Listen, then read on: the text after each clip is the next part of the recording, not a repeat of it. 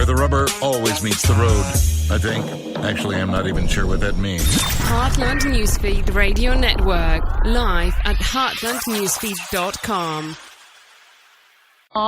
We will hear from Delash Yankee, who spent the day in Springfield yesterday at the Crown Plaza with the Illinois Soybean Association. Their soybean summit was held in the Springfield area yesterday with lots of good conversation on very topical issues, a tremendous crowd, and Delos tells us more in a couple of minutes. We'll also have more of those highlights for you on the RFD Today show later this morning. We'll also get a check of the weather, not only from Dan Hicks from Freeze Notice with an updated forecast for the next couple of days, but we'll look a little further down the road with Bryce Anderson, DTN Chief Ag Meteorologist, who looks into March after we get a lot of precipitation over the next week, and he's looking into winter staying around a little longer than any of us would like. He'll be along. We'll also hear from Matt Kay, filing a report on Senator Pat Roberts' thoughts on, will we have another government shutdown? He doesn't think so. He'll give us the details. All that plus much more to come on this edition of RFD Illinois.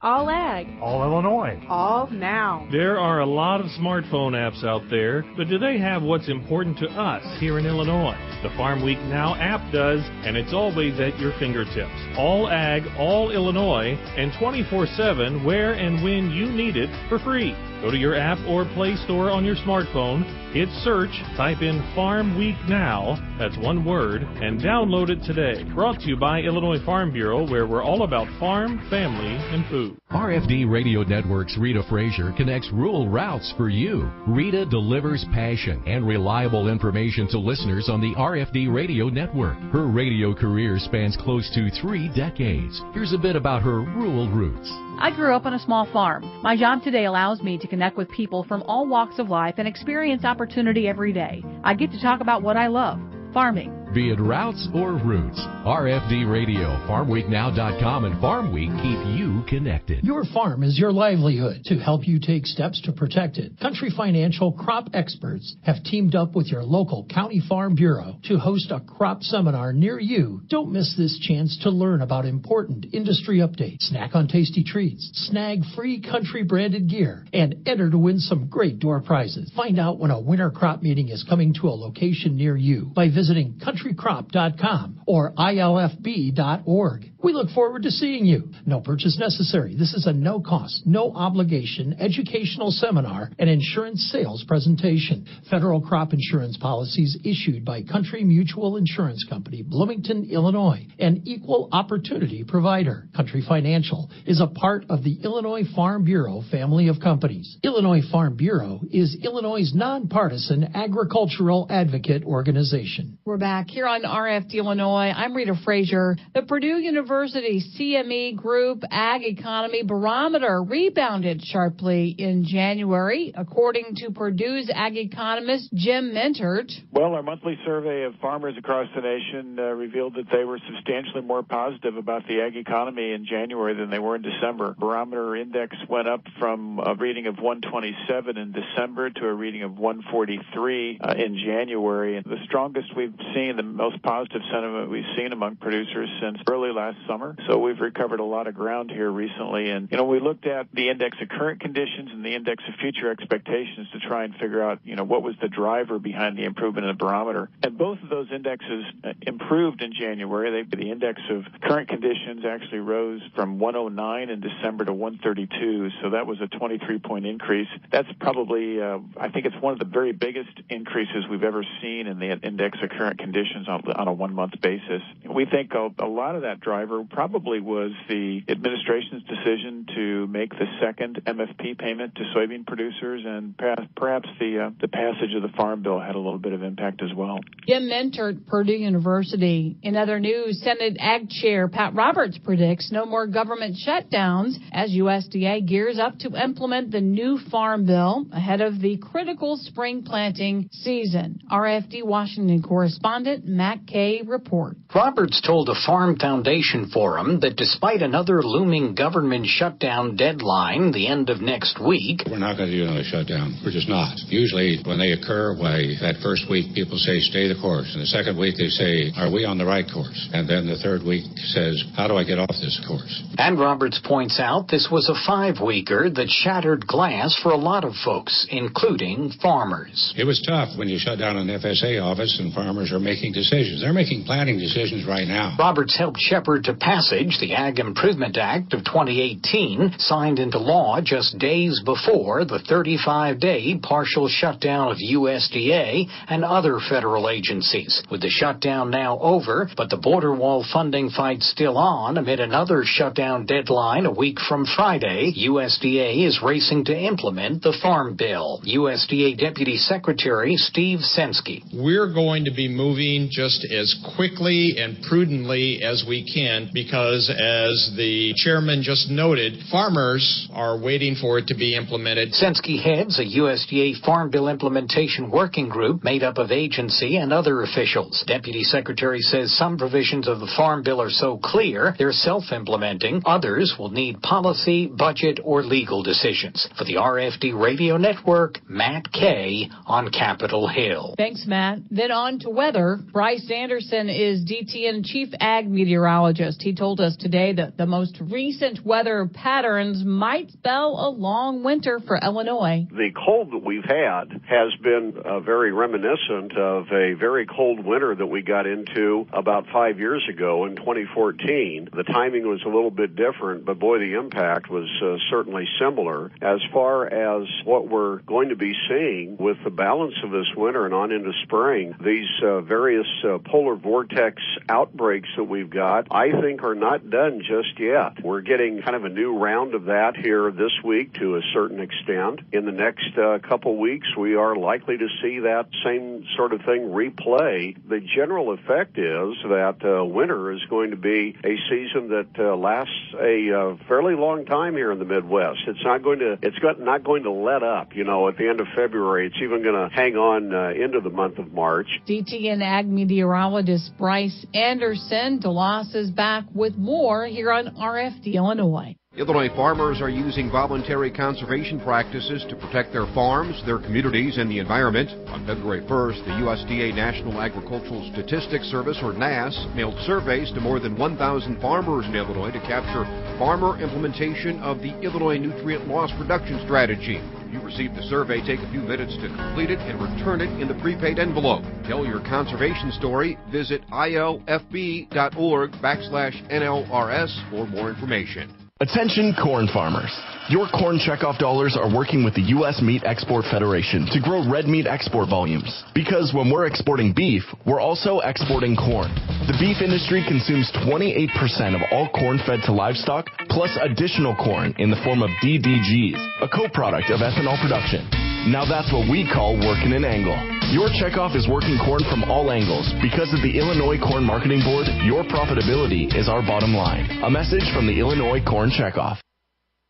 And now, another episode of Ill Soy Advisor Profitability Radio, brought to you by the Illinois Soybean Checkoff. IllSoyAdvisor.com is your best source for soybean management information.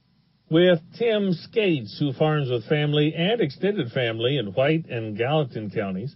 They use irrigation from groundwater wells to help the crop along. Irrigating soybeans requires some close management for crop development. We usually try to irrigate around 30 to 40% of our soybean acres each year. It's a little harder to predict the response of the soybeans to the moisture that we give it. You know, they need it at several different growth phases, you know, nearing when they emerge and close to when they flower, and then again when they're filling the pod. It's when, you know, we'd like to have it, and we'd rather rely on the rainfall, but we don't always get it, so that's when we try to supplement with the irrigation systems that we have. Skates says there's plenty to watch when irrigating soybeans. He doesn't want to create an environment for fungus that would later hurt the crop. Irrigating too much can use costly energy, and it could create erosion and nutrient loss. We do have some soil moisture probes that we use to kind of guide us, find out kind of where the moisture is, if it's just in the upper crust of the soil or if it's down around the root system, so we can kind of gauge about how much water we are getting down to the roots, and that way we can either water more or less, kind of depending on kind of what that guide tells us. Tim Skates farms in White and Gallatin counties as part of a multiple family operation. Tim's a former ISA board member representing District 16 in southern Illinois. Remember, soybean management pays. Visit ilsoyadvisor.com for more recommendations. That's ilsoyadvisor.com. Funded by your Soybean Checkoff. We were in Springfield for Il Soy Advisors 2019 Soybean Summit. Great crowd, well more than 300 farmers down here. No good outsides, might as well come in and learn a few things from people like Kevin Delson, who's here. He's been a soy envoy for the last couple of years, and at Soybean Summit was recognized as Illinois Soybeans Association's Master Soy Advisor of the Year. I think that's the right title. Congratulations. Thank you very much. I appreciate the honor. It's great to be lifted up by your peers and recognized. I think it's only the third one. 4 at the most. I believe it's the third one. That's correct. Stephanie and was it? I think it was Kurt Ehler. That's right. Yep. Ehler, I can never remember which. Taylor. He's probably out planting soybeans right now. He's an early planting guy. So Shirley nominated for this sort of thing as well. Exactly. I was nominated by Phyllis Coulter at Illinois Farmer Today, and there were other nominees. I actually was set to be on the evaluation board, and I had to say, it's probably not a good thing for me to be evaluating these things if I'm nominated. But that's good though. I was just talking to a farmer about the notion, Easter's not until April 22 this year. So, we look outside and just wonder, so much we didn't get done in the fall. They have to do 2 passes just to kill winter annuals, for crying out loud. But it could be a late spring anyway. So hopefully we'll have some time to get some things done. It'd be great, wouldn't it? Bryce Knorr from Farm Futures was on here just a minute ago, and somebody asked what spring weather is going to be. He says, well, looks like it could be weird, and I go right along with him. Things don't go the way we have expected them to go in the past anymore. It doesn't seem like things are unexpected. So it could be a late spring. It snowed in the middle of April last year in my territory. Hopefully it doesn't do that, but hopefully we have plenty of time to get things done that need to be getting done. We always have in the past. Right, it gets done. Yeah, get things done. As you continue to move north, do you have any concerns about germination? What to do to make sure those seeds get off to a good start this year? I know we're starting off, especially in soybeans, with poor germination. Tests in the seed is poorer, and definitely seed treatment's going to be important. Taking account for those lower germinations and making sure we put enough population out there to begin with so that we're getting enough viable plants is going to be crucial. Especially if the spring is late. And if we like to plant early, sounds like those kind of conditions can lead to things like fungus or introduce the kind of bugaboos that can bother us later in the year. Very true, DeLoss. The cool, wet conditions are just conducive to all of the seedling diseases that we can think about, and then also delaying and slowing the development of the plants after they do germinate. Late springs can really be a challenge, but we have tools, we have practices that we can use to address those kind of things. We just got a plan. I said the other day, if you've got a plan A, be sure that you have a plan B, maybe C, maybe D, E, and F as well, if you can think out that far. But it's important to not just go with one way of thinking and try to stick with that, to be flexible. It's amazing, just in recent years doing soy yield contests. The first time they tried 100 bushels, they had one person sign up for it, and then 4, and then this past year, I think it was 15, something like that. Now, striving for 100 can also be expensive. To go in with a mindset of profitability and not necessarily 100 if you hit 100, fantastic. But, the balance between we want good yields, but we're not, throwing out the kitchen sink just to try to hit a number. And return on investment. We need to, Sean Arians just talked about in his presentation, we need to be trying new things and looking for that return on investment. Maybe not on all of our acres, maybe not on a big chunk of our ground, but trying new things and being an innovator at some level, so that we can find those next levels of return on investment and where the next levels are going to be for each individual operation. Think the grandkids can call you master? Yeah, they're going to call me Papa if I'm... That's fine. Yeah, that works. Congratulations. Good to see you. Thank you, DeLas.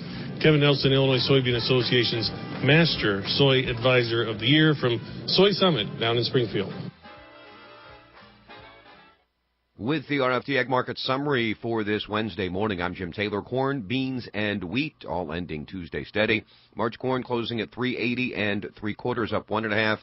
May corn up 1.5, 3.89, and July corn up 1 1/4, 3.96.5. March beans closing at 9.20 1/4, up 1 3/4. May beans up 1 3/4, 9.34 1/4, and July beans 9.47.5, up 2.5. March wheat closing at 5.27 1/4, up 1.5. May wheat down 1/2, 5.29 1/4, and July wheat 5.30 3/4, down 2.5. March bean meal 309.50, down 1.10. March bean oil 30.38, up 1/4. In current electronic overnight trading, March corn unchanged. May corn down 1/4, and July corn unchanged, 396.5. March beans in the overnight unchanged. May beans unchanged, and July beans unchanged, 947.5. March wheat in the overnight up 1 1/4. May wheat up 1/4, and July wheat up 0.5 penny, 531 1/4. In the outside markets, April Brent crude oil 61.98, down 53 cents. The April gold contract this morning down 160, 13.17.60. In the livestock market from Tuesday, February lean hogs 56.42, down 95 cents. April lean hogs 61.60, down 145. February live cattle 126.70, up 97 cents. April live cattle up 62 cents, 127.62. March feeders 143.82, down 40 cents. April feeder cattle 145.45. down 37 cents. Illinois direct barrels and gilts trading $1 lower on Tuesday at 27-36. That's the RFD Ag Market Summary for this Wednesday morning. I'm Jim Taylor for the RFD Radio Network. Good morning. This is Dan Hicks at Freeze Notice Weather with the early morning weather update on the RFD Radio Network for this Wednesday morning. Daytime highs across Illinois yesterday were mostly in the 30s. Did range from the upper 20s in the far northwest to the 40s in the far south. A new weather system moving in from the west brought some freezing rain and sleet to some central and northern portions of the state later yesterday and overnight, with some significant ice accumulations reported. Farther south into the southern part of the state, more of this precipitation fell as some rain, with a few locally heavy amounts reported. Overnight temperatures did rise a few degrees above freezing across much of southern and east central Illinois, with readings a few degrees below freezing farther to the west and north. Precipitation from this first system will be moving eastward out of Illinois today, with drier weather over most of the state. Daytime highs today will range from the upper 20s and low 30s in the far north, up into the 40s and 50s in the far southern part of the state. Another system moving in from the west will spread a mix of precipitation back into the region tonight through Thursday night. Initially, the 32-degree line will be farther north with this second system, but a mix of some freezing rain and sleet is forecast in the northern part of the state tonight into early Thursday, with mostly rain farther south. Some additional heavy rainfall amounts will occur, especially in the Ohio Valley, over the next 24 to 36 hours. As the second system moves through the region tomorrow and tomorrow night, strong northerly winds on the backside of the system will bring colder Arctic air southward into the region during the day tomorrow into tomorrow night. This will change the precipitation back to some light snow or flurries before ending later Thursday night into early Friday. Temperatures will be well below normal on Friday as Arctic high pressure dominates the region. Some moderation in temperatures will occur then again over the weekend. Join Illinois Farm Bureau for the 2019 Governmental Affairs Leadership Conference, Taking Charge of Change. This one-day event takes place February 19th at the President Abraham Lincoln Hotel in Springfield. It covers policy information, state and national legislative updates, and concludes with a legislative reception. Hear from keynote speaker Jesse Waters, co-host of The Five and host of the Fox News program Waters World. To register, contact your county farm bureau or visit ilfb.org/GALC for more information. Farm Week and Partners Magazine editor Chris Anderson connects rural routes for you. Chris shares her 4 decades of writing expertise by making sure each edition delivers the best information. Here's a bit about her rural roots. I was raised on a farm in Champaign County growing corn, soybeans, popcorn, pumpkins, and poultry. My top priority is to inform, educate, and even entertain Farm Bureau members. Be it routes or roots, RFD Radio, FarmWeekNow.com, and Farm Week keep you connected. We know you want the best for your family. We do too. That's why Illinois farmers continually look for new ways to help. We're working with Mother Nature to preserve water, protect land, and provide food. From our fields to your table, we want what's best for all of us and for future generations to come. Learn more about conservation efforts at ilfarmersconserve.com. Preserving our water, protecting our land, providing our food.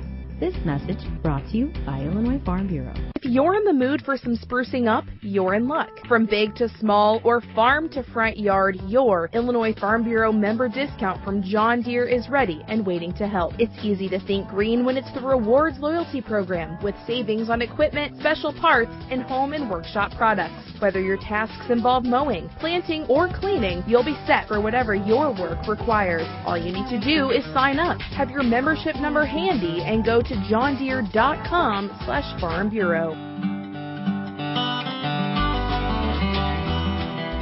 That is all the time we have for this edition of RFD Illinois. Thanks for being a part of our day, and we will salute a community. Today we head to Randolph County, where the new Randolph County Farm Bureau manager, Heidi Smith, has started her career with the Illinois Farm Bureau. We welcome her and say hello to the community of Baldwin in Randolph County, population 373. This salute brought to you by Country. Your farm is your family's legacy and a part of your hometown heritage. While you work sun up to sundown to get the job done, they're here to protect the things you love every step of the way. Country Financial. Learn more at countrycrop.com. Have a great day. On behalf of the entire RFD radio team, I'm Rita Frazier.